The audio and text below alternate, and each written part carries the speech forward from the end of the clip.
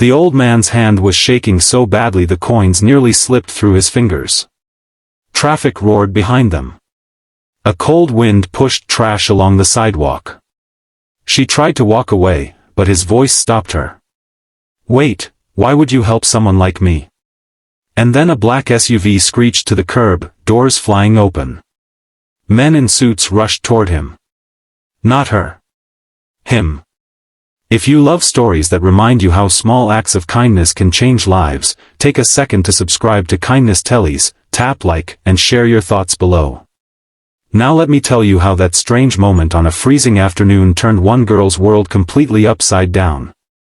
Emma Parker was 16 and already felt older than most adults she knew. Life had a way of doing that to you when you grew up counting coins before buying groceries and learning early that, maybe next time, usually meant, never. She lived with her mom in a small two-bedroom apartment above a laundromat on the edge of Cedar Falls, Ohio. The building always smelled faintly of detergent and steam. At night, the machines below thumped like a slow, tired heartbeat. Her mom worked double shifts at the hospital cafeteria. Emma worked after school at a local bakery, wiping counters and boxing pastries for tips. Every dollar mattered. Every dollar had a purpose. College felt like a distant dream, folded carefully into a drawer like clothes you save for someday. That Tuesday had been especially long. A pop quiz she hadn't studied for. A spilled tray of muffins at work. A text from her mom saying overtime got cut and things would be tight this month. By the time Emma stepped out into the evening air, the sky was already turning purple. Her backpack felt heavier than usual, stuffed with textbooks and the small envelope where she kept her bus money and emergency change. The bus stop sat near the corner of Maple and 3rd, beside an old pharmacy that had closed years ago. Most days it was empty except for a few tired commuters. But that day, someone else was there. An old man sat hunched on the bench, wrapped in a threadbare coat 2 sizes too big. His beard was gray and uneven. His shoes looked like they'd walked through every winter in the state. A cardboard sign rested against his knee. It didn't even ask for much. Just said, "Anything helps. God bless." Emma slowed down. She'd seen people like him before. Everyone had. Some looked away. Some pretended to scroll on their phones. Some crossed the street. She usually didn't have anything to give. Today was different. He wasn't calling out or bothering anyone. He just stared at the ground, like he was trying to disappear into the cracks of the sidewalk. The wind cut through her jacket, and she noticed his hands. Red. Chapped. Shaking. He looked so tired. Not lazy. Not scary. Just, exhausted. She checked her envelope. $3 for the bus.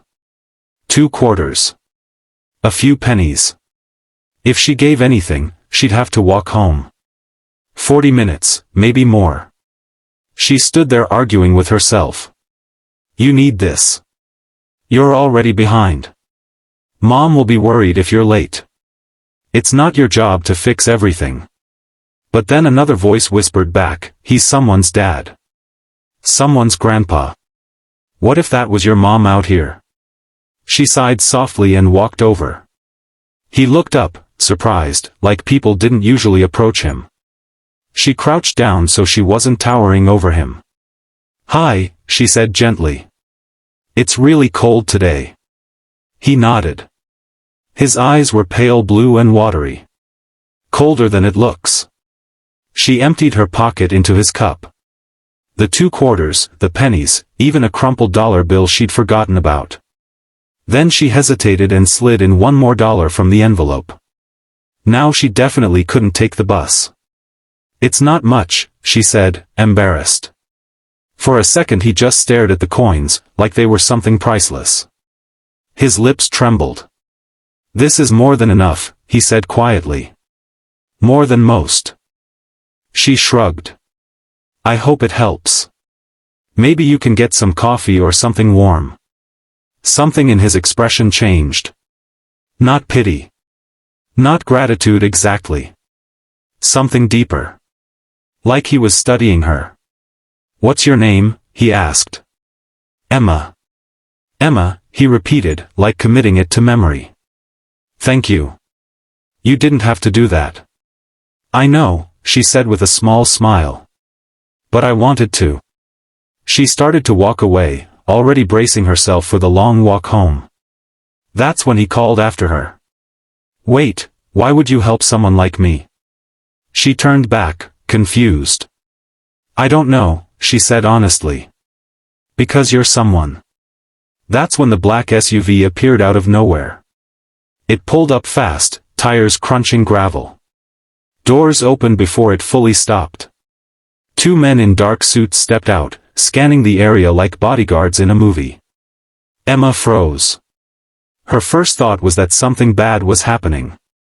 But they weren't looking at her. They rushed to the old man. "Sir, we've been searching everywhere," one of them said urgently. "You can't wander off like that." "Sir." The other man helped him stand carefully, with surprising respect. "Not the way you treat a random homeless person. The way you treat someone important." Emma's heart pounded. The old man straightened up. And suddenly he didn't seem small anymore. He seemed different. Calm. Steady. Almost commanding. He looked back at her and gave a soft smile. "I guess I owe you an explanation," he said. Within minutes, she learned something that felt impossible. His name was Arthur Bennett. Founder of a regional construction company. Local millionaire. The kind of person whose name was on hospital wings and library plaques. She had seen Bennett Foundation signs around town her whole life. Apparently, after his wife passed away the year before, he'd started walking the streets alone sometimes, without security, without telling anyone. He said it helped him remember what real life looked like. It reminded him how many people struggled quietly. Today, he'd slipped away again. Dressed down. No wallet.